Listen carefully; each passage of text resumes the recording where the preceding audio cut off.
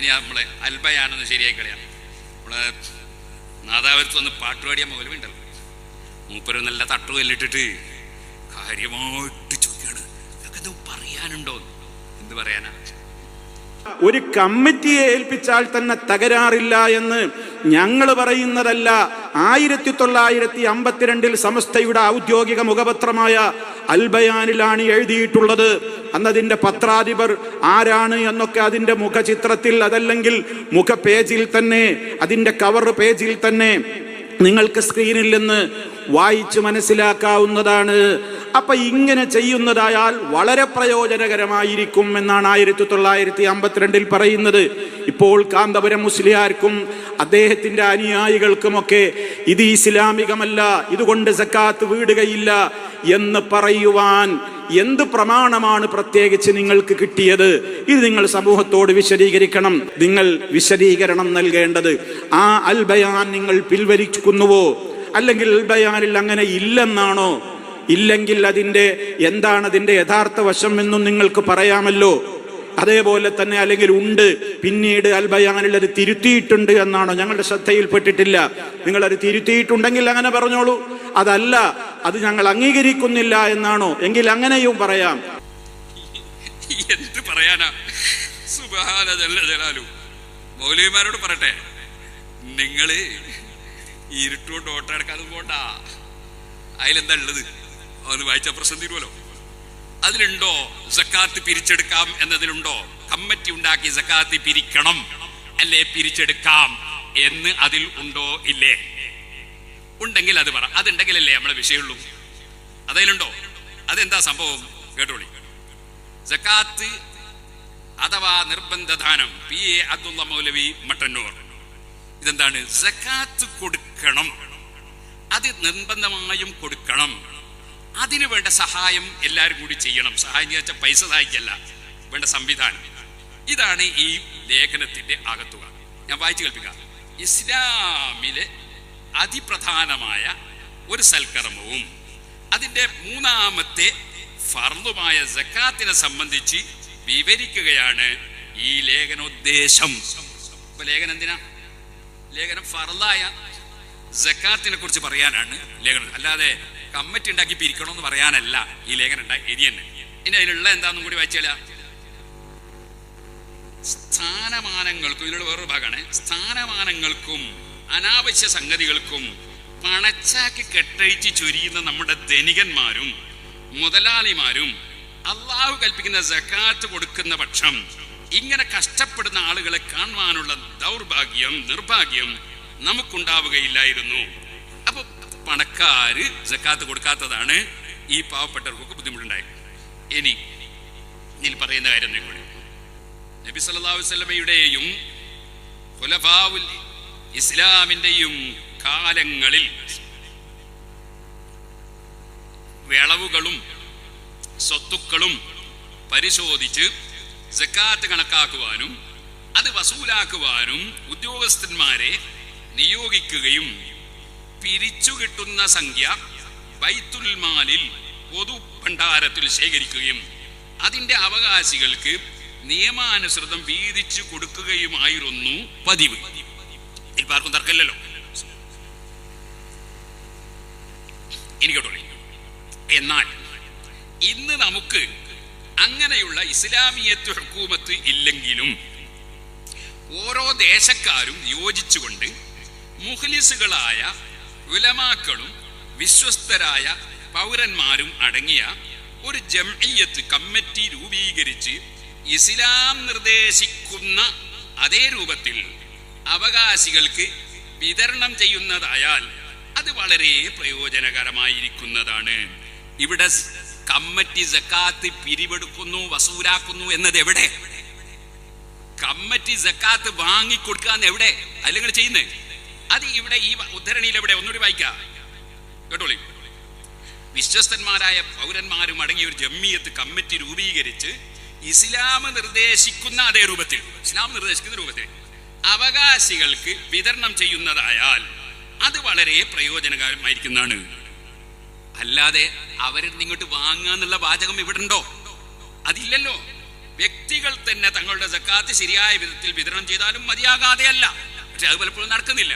അതുകൊണ്ട് ഒരു ജമ്മി, ഒരു കമ്മിറ്റി ഉണ്ടാക്കിയിട്ട് നേരത്തെ പറഞ്ഞില്ലേ, ആളുകളൊക്കെ ഒരുമിച്ച് കൂട്ടുക, കൊടുക്കേണ്ടി പോലെ ഒരുമിച്ച് കൂട്ടുക, വാങ്ങേണ്ട പോലെ ഒരുമിച്ച് കൂട്ടുക, എന്നിട്ട് അത് എല്ലാവർക്കും എത്തിക്കാനുള്ള ശ്രമം നടത്തുക. എന്നിവിടെ എന്താ പറ്റും? അങ്ങനെ ഒരു കമ്മിറ്റി ഉണ്ടാക്കുന്നതിൽ ഇവിടെ ആർക്കാണ് എതിർപ്പ്? ഇതാണ് ഇതിലുള്ളത്. ഏതായിരുന്നാലും സക്കാത്ത് ഏതായിരുന്നാലും സക്കാത്ത് വിതരണം ഉപകാരപ്രദമാക്കുന്ന നമ്മുടെ ബഹുമാനപ്പെട്ട ഉലമാവും സമുദായ നേതാക്കന്മാരും പരിശ്രമിക്കേണ്ടിയിരിക്കുന്നു. അപ്പൊ മട്ടന്നൂർ PA അബ്ദുള്ള മൗലവി എന്ന് പറയുന്ന ഉസ്താദ്, ഉസ്താദ് മഹാനവറുകൾ എഴുതിയ ലേഖനത്തിൽ പണം പിരിച്ചെടുക്കുന്നതിനെ സംബന്ധിച്ച് ഒരക്ഷരം ഇല്ല. ഇനി ഞാൻ നാദാപുരത്ത് വന്ന് പാട്ട് പാടിയ മൗലവിയെയും ഇത് ഇട്ട ഡോക്ടർ മൗലവിയെയും ഞാൻ വെല്ലുവിളിക്കുന്നു, അങ്ങനെ ഒന്ന് കാണിച്ചു തരാൻ നിങ്ങൾക്ക് ധൈര്യമുണ്ടോ? പണം പിരിച്ചെടുക്കുന്ന നിങ്ങളുടെ ഏർപ്പാട് ഈ കമ്മിറ്റിക്ക് കൊടുത്തതായി ഇതിൽ കാണിച്ചു തരാൻ നിങ്ങളെ ഏതെങ്കിലും ഒരു മൗലവിക്ക് ധൈര്യമുണ്ടോ? എന്റെ ചോദ്യം. ഇല്ല. ഇല്ലാത്ത എങ്ങനെ കാണിക്കാം? പിന്നെ പറഞ്ഞത് എന്താണ്? അത് മഹാനവറുകൾ മാത്രമല്ലല്ലോ പറഞ്ഞത്, നെല്ലിക്കുത്ത് ഉസ്താദ് പറഞ്ഞിട്ടില്ലേ? അത് ഉമർ ഫൈസി എഴുതിയിട്ടില്ലേ? ഉമർ ഫൈസി പറഞ്ഞിട്ടില്ലേ? സമസ്തയുടെ പണ്ഡിതന്മാര് അപ്പുറത്തും ഇപ്പുറത്തുള്ളവർ പറയുന്നില്ലേ? അതിലൂടെയാ തെറ്റ്? അതെ, അത് ഞാൻ വായിക്കാം. നെല്ലിക്കുത്ത് ഉസ്താദ് പറഞ്ഞു വായിക്കാം. ഒ അബ്ദുറഹ്മാൻ സാഹിബിന്റെ പുസ്തകം ദൈവം മതം ശരീഅത്ത്, IPH പുസ്തകം തന്നെ. ഇതില് 222 പേജില് നെല്ലിക്കുത്ത് ഉസ്താദ് എന്താ പറഞ്ഞത് ഇതിൽ പറയുന്നത്? അത് തന്നെയാണ് PA അബ്ദുൽ മൗലവിയും പറഞ്ഞത്. കേട്ടോളെ.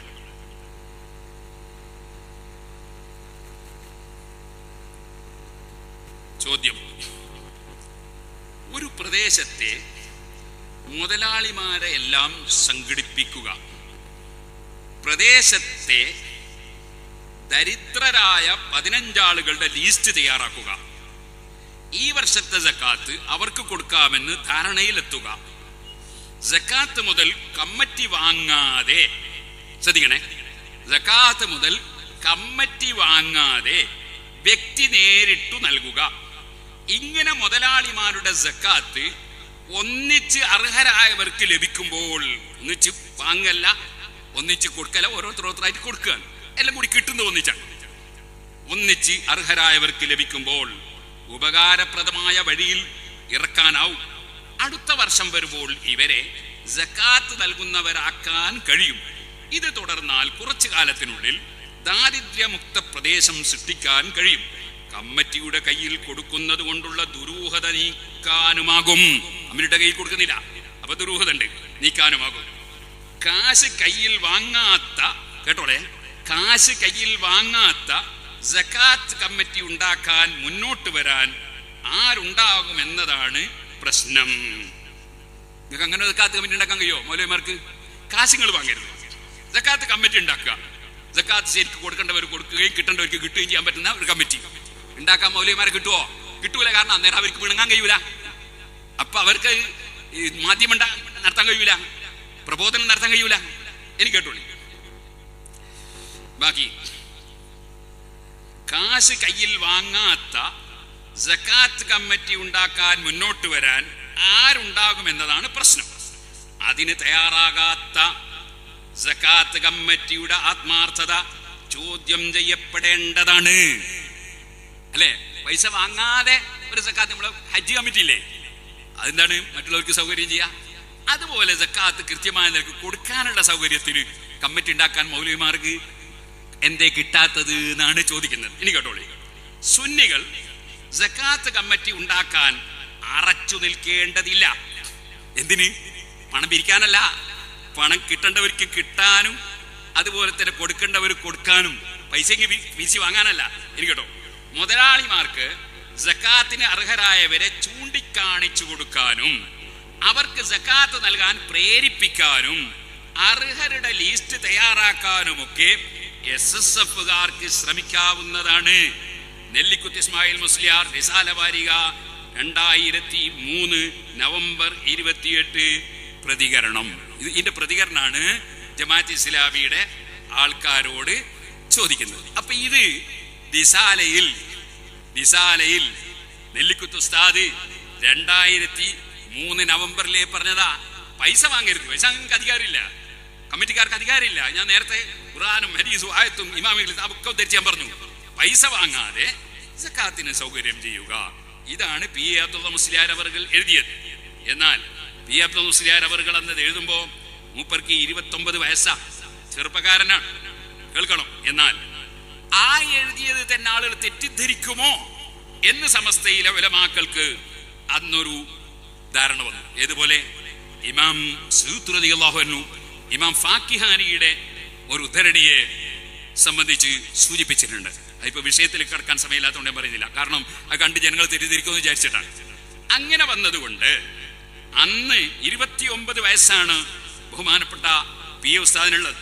അന്ന് 46 വയസ്സുള്ള സമസ്തയുടെ വൈസ് പ്രസിഡന്റ്, സമസ്ത അത് 936 രജിസ്റ്റർ ചെയ്യുമ്പോൾ അതിൽ പേര് വന്ന വൈസ് പ്രസിഡന്റ് സദഖത്തുള്ള മുസ്ലിയാർ അന്ന് 1952 മാർച്ചിലാണ് പി എ ഉസ്താദിന്റെ ലേഖനം വരുന്നത്.